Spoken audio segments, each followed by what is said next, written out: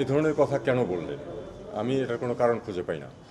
আমি কোনো অবস্থাতেই মনে করি না যে ভারতের সাথে আমাদের কোনো যুদ্ধবিগ্রহ হওয়ার সম্ভাবনা আছে। উনি এটা কি তার নিজের দেশের কনজামশনের জন্য বলেছেন কিনা সেটা আমাদের বুঝতে হবে। আর উনি যেভাবে বলেছেন এটা বিটিং অ্যারাউন্ড দ্য বুশ অনেকটা, কারণ ইউক্রাইনের যুদ্ধের কারণে তো ভারতের যুদ্ধ প্রস্তুতির আমি কোনো প্রয়োজন দেখি না, বা হামাসের সাথে যে সমস্যা হচ্ছে তাতে করেই বা ভারতের অন্ততপক্ষে এখানে কি সম্পর্ক। আর এর সাথে ইউক্রেন এবং হামাসের সাথে বাংলাদেশ কী করে তুলনীয় হয় এটাও আমার বোধগম্যতার বাইরে। আমি কোনো নিজার্ক রিয়াকশন দেখাতে চাই না। আমরা অবশ্যই এটা দেখব যে উনি কেন এরকম কথা বলেছেন।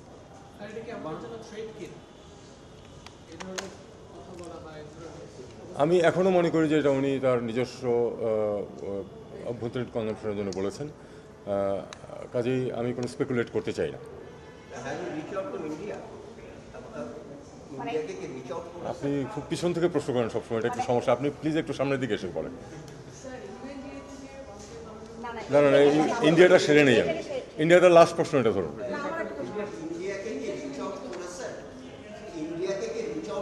আচ্ছা, এটা আর দুদিন আগে টুইটে দেখলাম যে ভারত বলছে সাবেক প্রধানমন্ত্রী শেখ হাসিনাকে রাজনৈতিক আশ্রয় দেওয়া হবে এবং তাকে বিভিন্ন জায়গায় ট্রাভেল করার জন্য ট্রাভেল পাস ইস্যু করা হবে, এটা টুইটে দেখছি। সেই ব্যাপারে বাংলাদেশ কিছু জানে কিনা? রাজনৈতিক আশ্রয় দিলে আমাদের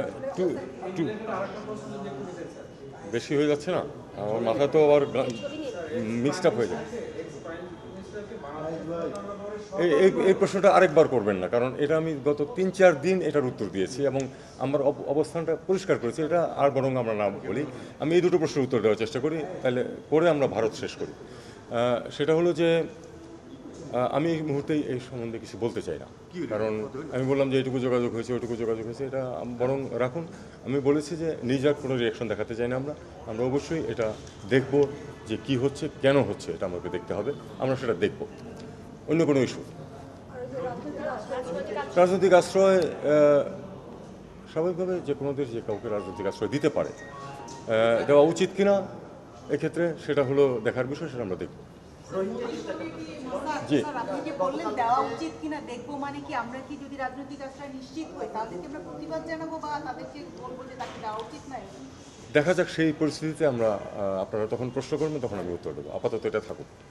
গতকালকে আমরা শুনেছি যে 12,000-এর মতো রোহিঙ্গা বাংলাদেশে প্রবেশ করেছে, আরো 50,000-এর অধিক রোহিঙ্গা অবস্থান করেছে সীমান্তে।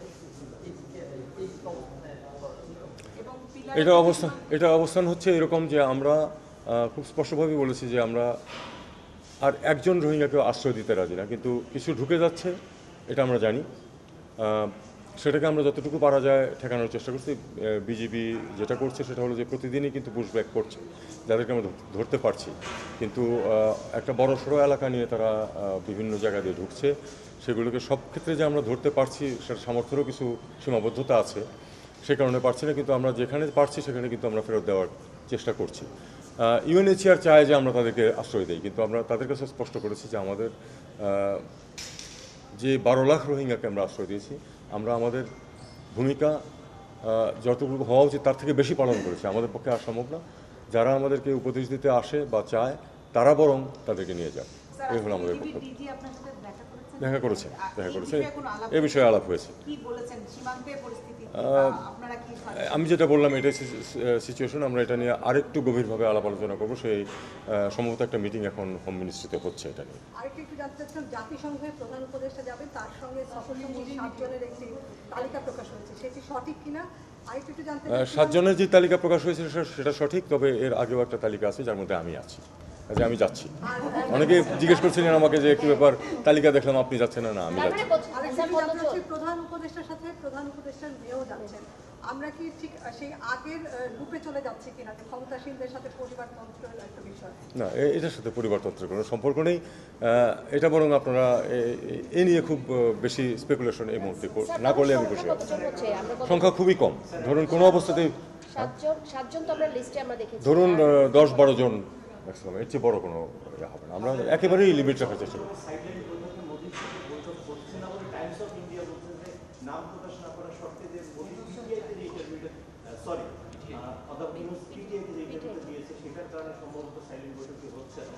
এটা আমি এখনও কিছু বলতে চাই না, কারণ আমাদের কাছে কোনো কনফার্মেশন নাই যে হচ্ছে অথবা হচ্ছে না।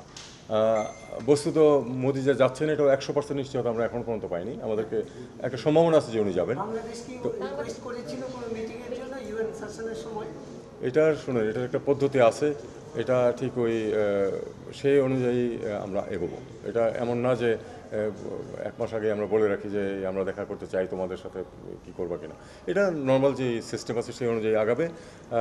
যদি বিষয়টা হলো তারা যদি চায় যে আমাদের সাথে দেখা করবে না, আমাদের তো জোর করে দেখা করার কিছু নেই, তাই না? তারপরে বাংলাদেশ চেয়েছিল দেখা মিটিংটা। আপনি আপনার কথা আমার মুখে দেওয়ার চেষ্টা করছেন। Sir thank you. আপনি দিনে দিনে আরো ট্রিকি হয়ে যাচ্ছেন, আগের চেয়ে সহজ হয়ে যাচ্ছে। আমি তো আপনাদেরকে প্রথম দিনেই বলেছি যে আমি এখন যেটা বলবো সেটা তো বাংলাদেশ সরকারের বক্তব্য, আগে তো আমার একজন ব্যক্তির বক্তব্য ছিল। প্রথম দিকে যখন আসছেন তখন আরো বেশ বিস্তারিত। না, আমি এখনো বিস্তারিত বলি, বলেন আর কি শুনতে চান, আর কি বিস্তারিত শুনতে চান?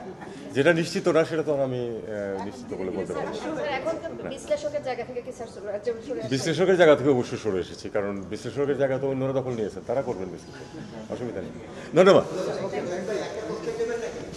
বলেন।